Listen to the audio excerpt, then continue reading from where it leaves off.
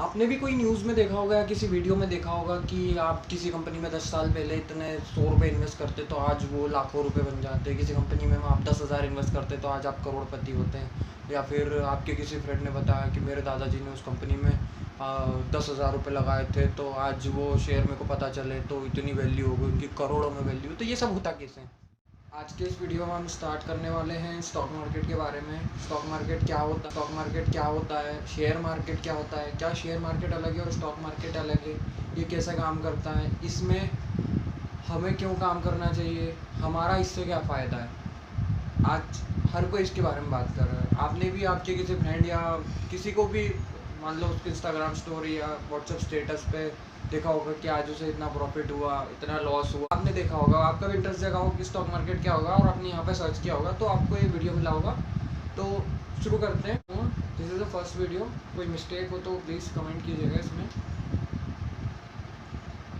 Stock market क्या होता है कि वो मार्केट जहाँ पे किसी कंपनी के स्टॉक्स को खरीदा या बेचा जाता है। Stock means share. अब शेयर क्या होता है कि किसी कंपनी में एक हिस्सा। अब मानते हैं कि किसी कंपनी में आप शेयर खरीदते हैं, मान लीजिए किसी कंपनी की टोटल वैल्यू 1,00,000 रुपए है और उसने अपने 50% शेयर मार्केट में डाइल्यूट कर रखे हैं, मतलब लोगों को बेच रखे हैं। अब उसमें से आपके पास हर एक शेयर की वैल्यू 1 रुपये है और टोटल कंपनी के जो शेयर मार्केट में लिस्टेड है अभी वो टोटल 50,000 है। हर एक शेयर की कीमत 1 रुपये है। तो अगर आप उसमें 1 रुपये भी इन्वेस्ट करते हैं तो आपकी कुछ ना कुछ ओनरशिप इस कंपनी में हो जाती है, ऐसा होता है। तो अब ये चीज़ें काम कैसे करती है? बेसिकली शेयर मार्केट जो होता है वो 2 फेज़ में डिवाइडेड है। एक को प्राइमरी मार्केट कहते हैं, एक को सेकेंडरी मार्केट। प्राइमरी मार्केट वो होता है जहाँ पर कोई कंपनी पहली बार अपने शेयर लिस्ट कराती है, और सेकेंडरी मार्केट वो होता है जहाँ पर ऑलरेडी जो शेयर लिस्ट हो चुके हैं उनकी बाइंग सेलिंग होती है। जैसे मैंने वो शेयर खरीद लिए तो मैं किसी को बेचना चाहता हूँ या कोई बेचना चाहता है तो मैं खरीदना चाहता हूँ। तो अपन समझते हैं ये प्राइमरी मार्केट क्या होता है। प्राइमरी मार्केट को बेसिकली एक वर्ड में डिफाइन किया जा सकता है जिसको कहते हैं इनिशियल पब्लिक ऑफरिंग, आईपीओ जिसको कहते हैं। आईपीओ क्या होता है? अब मान लेते हैं कि आपकी एक कंपनी है, आपको फंडिंग की ज़रूरत है उस कंपनी के लिए, ठीक है। आपकी एक कंपनी है, आपको उस कंपनी के लिए फंडिंग की ज़रूरत है, इन्वेस्टिंग की ज़रूरत है। आपके पास पैसा नहीं है लेकिन आपको अपना बिजनेस एक्सपेंड करने के लिए आपको जो अपने बिजनेस में कुछ पैसे की ज़रूरत पड़ रही होगी तो उसके लिए आपको फंडिंग की ज़रूरत होती है। तो अब आप ये काम लोन लेकर भी कर सकते हैं या फिर किसी को अपना स्टेक बेच कर भी कर सकते हैं। अब स्टेक बेचना ये सारी बिजनेस की बात होती है कि स्टेक परसेंटेज कंपनी किसकी है, ओनरशिप, इन्वेस्टर, ये सारी अलग चीज़ है, अपन उसमें बाद में डिस्कस करेंगे। तो अपन मान लेते हैं कि अभी टोटल जो कंपनी में ओनरशिप है 100% आपकी है। अब आप चाहते हैं कि मुझे पैसे की ज़रूरत है, तो इसका एक रास्ता हो सकता है कि आप इस पब्लिक के ज़रिए इसमें पैसा उठाएं। तो ये कैसे हो सकता है? ये होता है स्टॉक मार्केट के थ्रू। तो स्टॉक मार्केट को शेयर मार्केट भी बोलते हैं। तो अब यहाँ पे समझते हैं मेन एग्जाम्पल से। आपकी जो कंपनी है उसकी मान लो टोटल वैल्यू हो गई 100 रुपये वैल्यू मान लेते हैं अपन, क्योंकि अपने को ईजी तरीके से सब कुछ समझना है, ठीक है।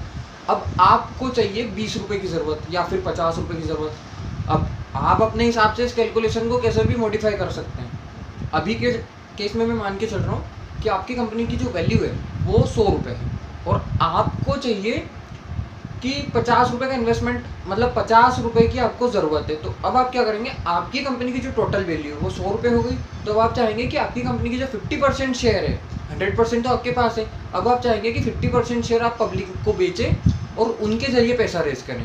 तो अब आपने क्या किया? अपनी कंपनी के 50 शेयर मार्केट में लिस्ट करें। उनकी प्राइस जो भी आप डिसाइड करना चाहें कर सकते हैं। ये प्राइस भी एक ऑडिटर के थ्रू डिसाइड होती है, इसके बारे में अपन बाद में डिस्कस करेंगे। तो अब मान लेते हैं कि उस शेयर की एक शेयर की प्राइस आपने 2 रुपये डिसाइड करी, ठीक है।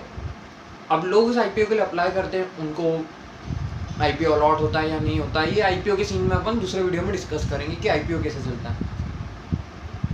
तो वो 2 रुपये आपने डिसाइड करे शेयर की प्राइस। अब वो मार्केट में लिस्ट हो गया 2 रुपये से, ठीक है।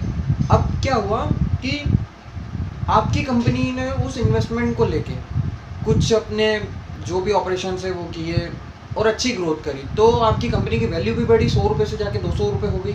आपका 50% स्टेक अलग है और जो 50% आपने मार्केट में डाइल्यूट किया है, दोनों की वैल्यू सेम रहेगी। हर शेयर का प्राइस, आपके भी शेयर का प्राइस 2 रुपये रहेगा उसमें, और जो 50% मार्केट में है उसका भी 2 रुपये रहेगा। लेकिन आपकी कंपनी ने अच्छा परफॉर्म किया, आपकी कंपनी के जो शेयर है लोग बेचना नहीं चाहते, उल्टा खरीदना चाहते हैं। तो यहाँ पे खेल होता है डिमांड एंड सप्लाई का, जिससे कि शेयर की प्राइस बढ़ती या घटती है। डिमांड ज़्यादा है लेकिन सप्लाई कम है तो शेयर की प्राइस बढ़ेगी।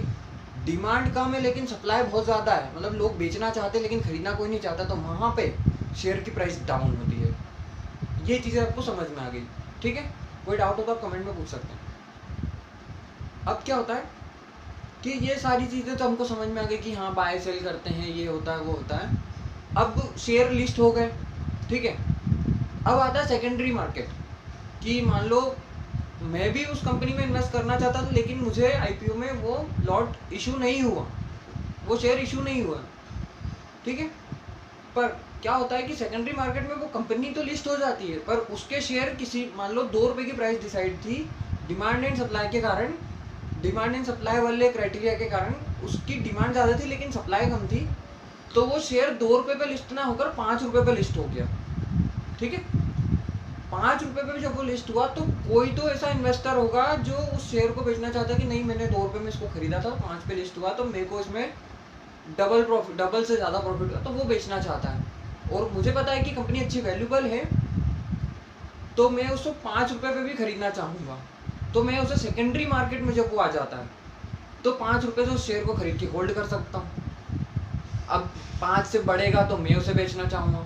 ऐसे ही बहुत सारे लोग खरीदना चाहते हैं, बेचना चाहते हैं। डिमांड एंड सप्लाई के इस गेम को ट्रेडिंग कहते हैं, जो कि एक्चुअल काम होता है स्टॉक मार्केट। अब ये ट्रेडिंग कैसे होती है, तो ये सब काम करने के लिए अपने को चाहिए होता है एक डीमैट अकाउंट और एक ट्रेडिंग अकाउंट। डीमैट अकाउंट में क्या होता है कि ये आपको एक डिपॉजिटरी से कनेक्ट करता है, और ट्रेडिंग अकाउंट में क्या होता है कि जो डिपॉजिटरी है वो आपकी ट्रेडिंग अकाउंट से कनेक्ट होती है। आप जो भी शेयर खरीदते या बेचते हैं, मान लो कोई शेयर आप खरीदते हैं लॉन्ग टर्म के लिए, तो उसको रखने के लिए कोई जगह होगी कि मान लो आपने खरीदा है तो वो जाएगा कहाँ, और वो पेपर पे तो है ही नहीं कि आपको कोई रसीद बना के दे दी, आप उसे रख लीजिए बाद में दिखा दीजिएगा। ये सारी चीज़ें ऑनलाइन होगी, तो डिपॉजिटरी बनी। डिपॉजिटरी में क्या होता है, वो शेयर जाके स्टोर होता है। अब जब भी आप बेचना चाहेंगे वो डिपॉजिटरी के थ्रू आपके ट्रेडिंग अकाउंट से आप उसे बेच सकते हैं, और इसके साथ में बैंक अकाउंट तो नेसेसरी होता ही है। तो इन सारी चीज़ों को मिला के जो एक अकाउंट बनता है, ब्रोकर्स बहुत सारे प्रोवाइड करते हैं, कुछ बैंक्स भी है इंडिया में वो ये अकाउंट प्रोवाइड करवा रही है। अब क्या होता है, ट्रेडिंग अकाउंट वो होता है कि डिपॉजिटरी से ये सारी चीज़ों को कनेक्ट करता है और बाइंग सेलिंग में आपकी मदद करता है, ठीक है। अब ये सारी चीज़ें हो गई। अब मेन चीज़ आती है कि जो शेयर आपने आईपीओ आया, प्राइमरी मार्केट हुआ, सेकेंडरी मार्केट हुआ, खरीदना बेचना हुआ, ये सब होगा कहाँ? आपके कोई पड़ोस की दुकान में तो हो नहीं सकता कि ये कंपनी के शेयर दे दो मेरे को, उस कंपनी के शेयर दे दो। तो ये चीज़ होती है एक्सचेंज पे, जिसको कहते हैं स्टॉक एक्सचेंज।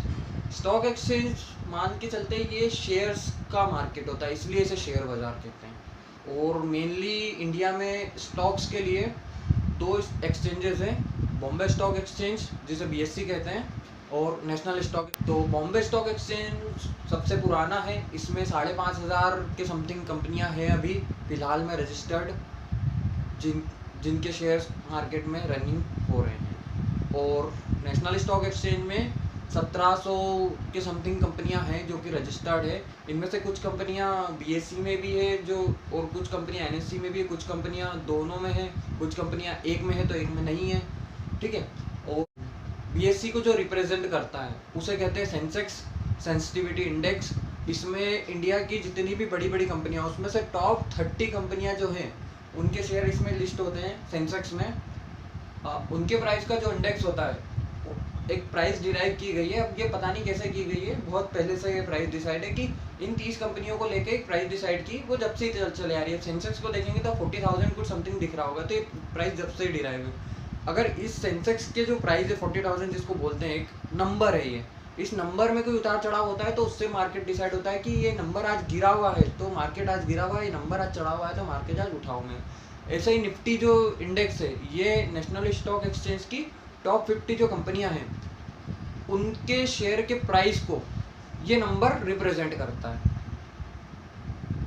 अब ये जो कंपनियां हैं, ये दोनों निफ्टी की कंपनियां सेंसेक्स में भी हो सकती है, सेंसेक्स की कंपनियां निफ्टी में भी हो सकती है। अब इनमें क्या होते हैं, कुछ इनमें कुछ सेक्टर डिवाइड हो गए, जैसे फार्मा सेक्टर अलग डिवाइड हो गया, ऑटोमोबाइल सेक्टर अलग डिवाइड हो गया, इसमें मेटल सेक्टर अलग हो गया, इसमें टेक्नोलॉजी का सेक्टर अलग हो गया, आईटी सेक्टर अलग हो गया इसमें। तो अलग अलग सेक्टर्स की कंपनियां अलग अलग रूप में काम करती है इसमें। अब ट्रेडिंग वगैरह तो सब कुछ हो गया, ठीक है। ये जो टोटल पूरा आपका बाइंग सेलिंग होगा, ये या तो नेशनल स्टॉक एक्सचेंज पे होगा या बॉम्बे स्टॉक एक्सचेंज पे होगा। और ये सब काम करने के लिए आपको डीमैट अकाउंट की ज़रूरत पड़ेगी। डीमैट अकाउंट आप मैं लिंक डिस्क्रिप्शन में दे रहा हूँ, उसमें से किसी में भी खुलवा सकते हैं। अभी का ऑफर चल रहा है सितंबर तक का, अगर आप ये वीडियो बाद में देखते तो शायद ये ऑफर वैलिड ना रहे। सितंबर 2022 का ये ऑफर चल रहा है अभी, कि आप इस लिंक के थ्रू अकाउंट ओपन करते हैं तो आपको 200 रुपये कैश मिलेगा। अगर आप ट्रेड करते हैं तो आपको 500 रुपये भी मिल सकते हैं। तो अभी के लिए आपको ये वीडियो कैसा लगा, तो उसके लिए लाइक शेयर एंड सब्सक्राइब कर सकते हो। ये शक्ल पहली बार देखी है तो चैनल को सब्सक्राइब करो। नेक्स्ट पार्ट में मैं ब्रोकरेज, ट्रेडिंग, प्रॉफिट लॉस और जो मार्केट के आगे के जो सिनेरियोज होते हैं वो कैसे काम करता है मार्केट, फाइनेंशियल मार्केट जितना भी होता है, जो भी फाइनेंशियल नॉलेज है वो मैं आपको देने की कोशिश करूँगा। तो चैनल को सब्सक्राइब कीजिए।